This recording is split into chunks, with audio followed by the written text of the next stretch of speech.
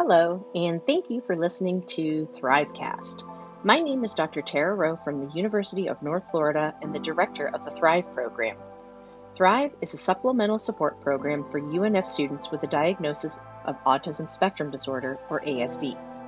I'm excited to kick off our very own podcast channel known as THRIVECAST.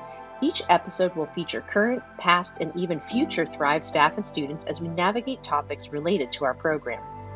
We are excited to share our unique stories from our own perspectives as we know firsthand how powerful our stories truly can be.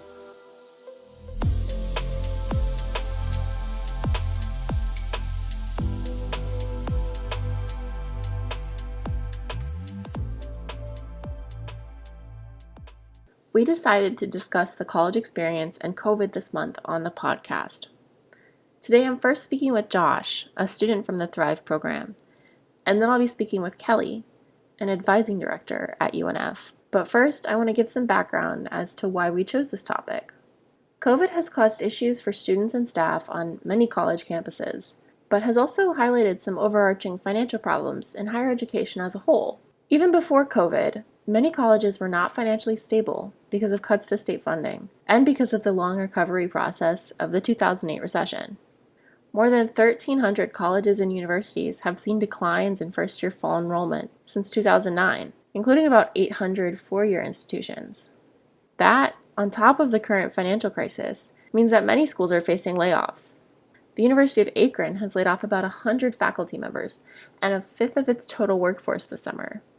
And many colleges are following suit with those layoffs and furloughs. Many of these furloughs impact graduate students and student employees, only further compounding the financial crisis the schools are facing. If students can't afford their living expenses due to a furlough, they're much less likely to consider college a financial expense that they can take on. Further, some smaller schools like the McMurray College, a 174-year-old institution in Jacksonville, Illinois, had to close its doors entirely in May. And more smaller institutions are expected to do the same.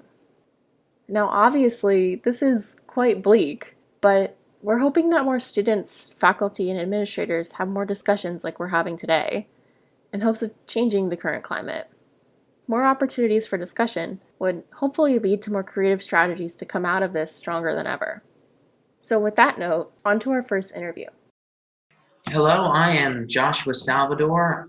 I'm 20 years old. I'm a junior at University of North Florida, and I am the poster child for having good advice, except when applied to myself. Do you currently live on campus? I do currently live on campus. How has that been with the pandemic? Good in some ways, good in not. It's less crowded, less congestion when you're getting to classes, which is nice.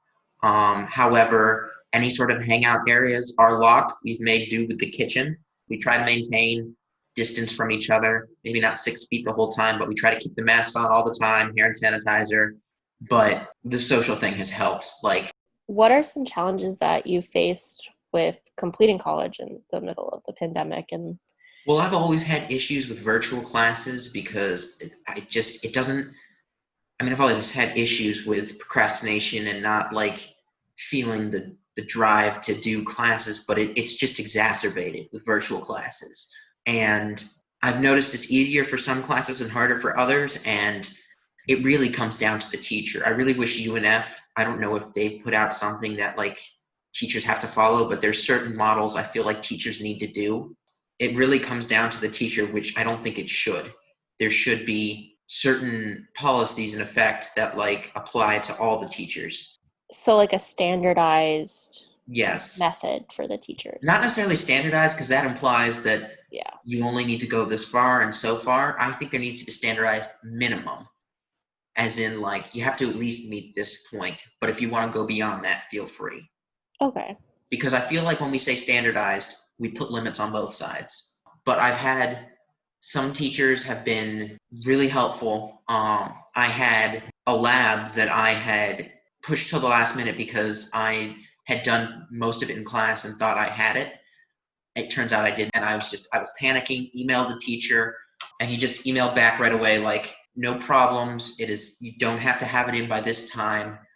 Let me know when you can meet and we'll work through it. And so I sat down and he basically walked with me through all the issues and did that, and was basically talking about it's more of a soft deadline. Like, you should still try to get it in by then, but like, I'm not gonna yank it away from you if you don't, which I think is kind of important in this totally online environment. Yeah. I think some of the teachers need to learn that, especially now, you need to work with students because online is difficult. I think the best has been teachers who've sat and worked with me or listened, and because a lot of times what happens is and this goes to everyone with ASD, is I feel like it's my fault all the time. Like, something I personally could have done different, when, yes, some of it is on you, but some of it is not necessarily, I mean, it is you, but not like, my therapist put it best. It was a different issue, but it's the same principle. You wouldn't ask a person in a wheelchair to walk upstairs. And while it's not quite that exaggerated, I still haven't quite gotten to myself that, yes, some of it was you, but some of it was you were in a wheelchair and going upstairs. It's not just you or your fault. You can still ask for help, even if it seems like you just didn't do something because you ignored it. Like, you can still ask for help. You can still ask for working with the teacher, and the good teachers you will find will work with you on that. What are some of the resources that you wish the university would have had more or have more of currently? Or what are the resources that you wish the university had earlier? A big one was tests. You cannot let the teachers go super specific on the tests when it's on paper. Like, I had a teacher who basically said it's got to be in black pen, blank sheets of printer paper, uploaded as a PDF by this time. Any differing from that, and he takes 25% off your final grade. Oh my God, because that's everyone's priority, is the black pen. And that posed multiple issues for me because Canvas doesn't always want to upload. Much of the PDF scanners for sort of mobile devices cost money, and we weren't informed that UNF provided us an Adobe account. I guess, is the resource like leniency that you would wish the university had more of? I guess it was just, in this time, I know there are going to be teachers who are going to refuse to be lenient, and I think the university needs to actually have a policy of trying to work with students. Kind of following up from that, are there any other resources that you wish the university had more of or started earlier? So I'm very happy. Hybrid classes were a great idea because some of us need that in-person class. I know I do, because I am not great at focusing on a class when it's just on my computer. I will get distracted doing other stuff, and I know that, which is why I try to force myself in person. What are some of the other resources that you've been utilizing? DRC for testing, if it's anything other than like an online Canvas test. Because if I have it proctored at the DRC, I can start the test at this time and end it at my end time. What advice or guidance would you suggest for other students, or specifically for students with autism, in succeeding in college during this? Both of these are great advice, but both of them are also advice that I seem to not take. So one is, even after sending the DRC letter, it might be good just to email each instructor talking about, hi, I have autism, I have issues with stuff, I'm doing my best, please. I think the most important thing is for teachers to give you benefit of the doubt and not assume that, like, you're just a lazy jerk, because it can come across that way sometimes, and I promise it's not that. The other is talk with Tara. I didn't realize that I could have asked her for help with changing that teacher's like accommodations. So I guess the biggest advice would be find out what the DRC is capable and Thrive is capable of. And take advantage of it. That's good advice. If you think something's going to be at all troublesome, ask if there's anything they can do about it. Thanks again to Josh for speaking with us about this topic. Our next interviewee is Kelly Woodle from the University of North Florida's Advising Department. So, Kelly, if you just want to introduce yourself. Hi, I'm Kelly Woodle. I'm currently serving as the interim Director of Advising for the College of Computing, Engineering, and Construction, formerly the Director of First Year Advising, and I will go back to that eventually. That is my goal. But for right now, just trying to serve the university in this capacity and help get the College of Computing, Engineering, and Advising, their advising unit, up and working smoothly and ready to help serve our great, wonderful Ospreys. What are some of the challenges that you faced with advising in a pandemic?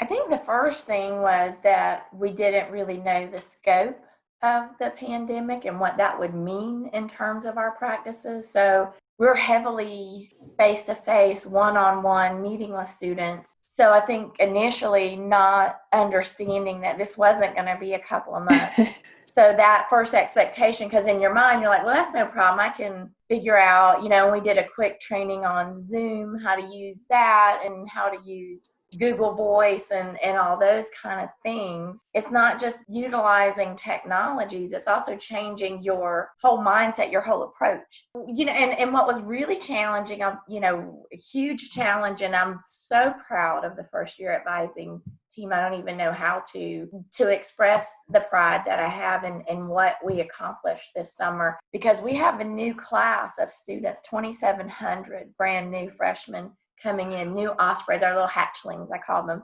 And they have to be advised. They have to connect to somebody. It's not just enough to say, hey, here's classes to take.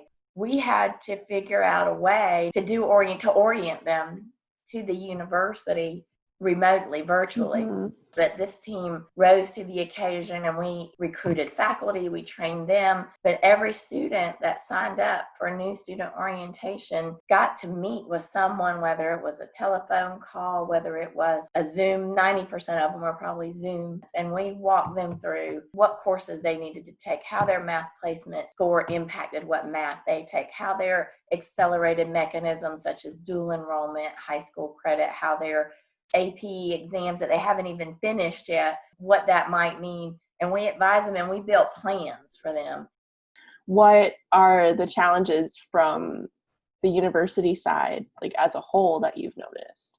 Yeah, I think it was the whole thing, like how do you still provide that service and support for students, but in a virtual environment? So you have to think about then from a university perspective, you've got enrollment services, so you've got admissions, you've got people mailing in applications. So who goes and gets that input, and who goes and gets the transcripts that are coming in and make sure that information is input? How do you do that and keep people safe and keep them socially distanced? And I think, UNF got guidelines from the Board of Governors, and then they were very intentional in forming task force and trying to look at it from a myriad of different perspectives, which I think was the right approach. And I think they've done a good job. I mean, you always can point out, okay, we should have did this, could have done this.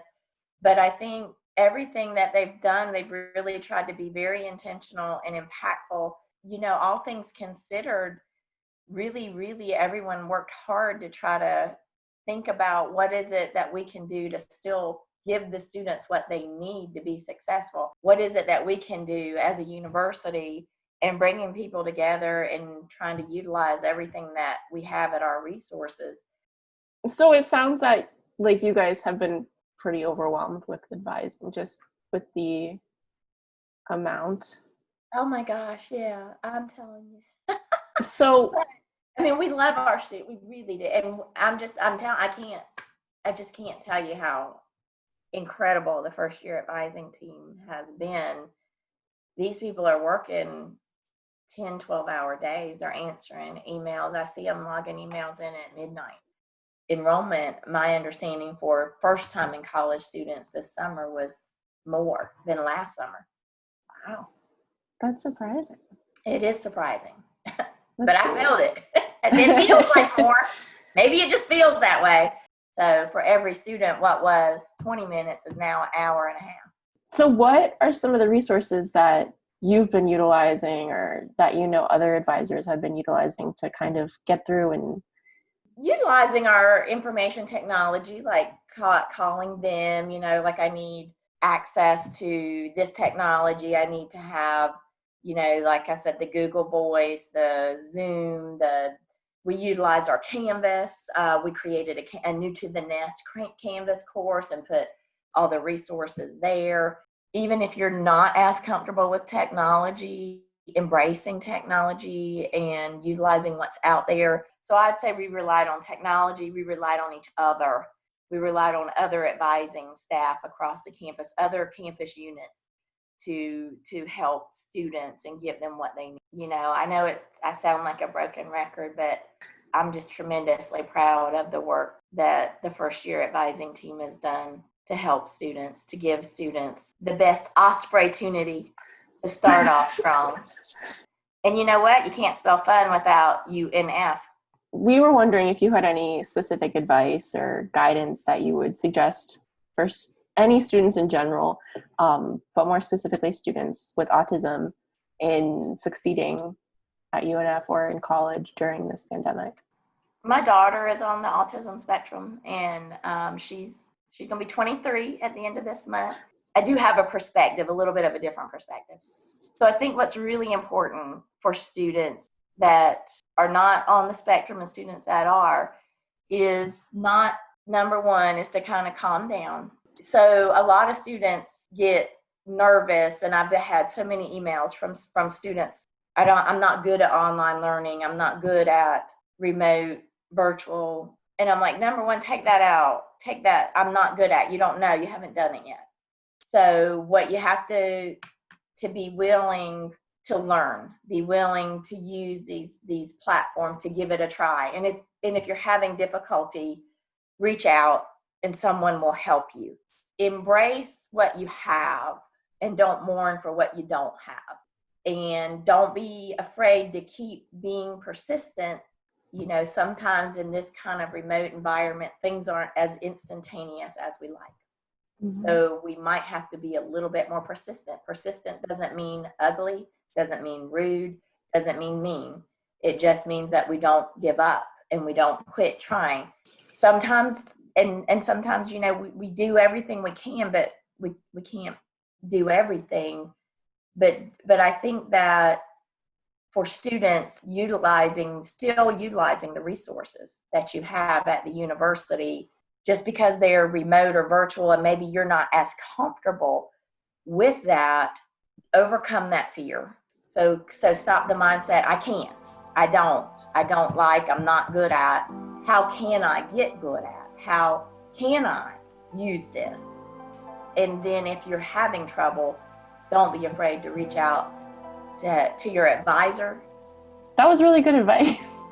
Oh, thank you. Thank you for doing this. This was really helpful. Yeah, no problem. And I hope that the students in Thrive know that they are wonderful and they've got some unbelievable skill sets that are going to make the world a better place.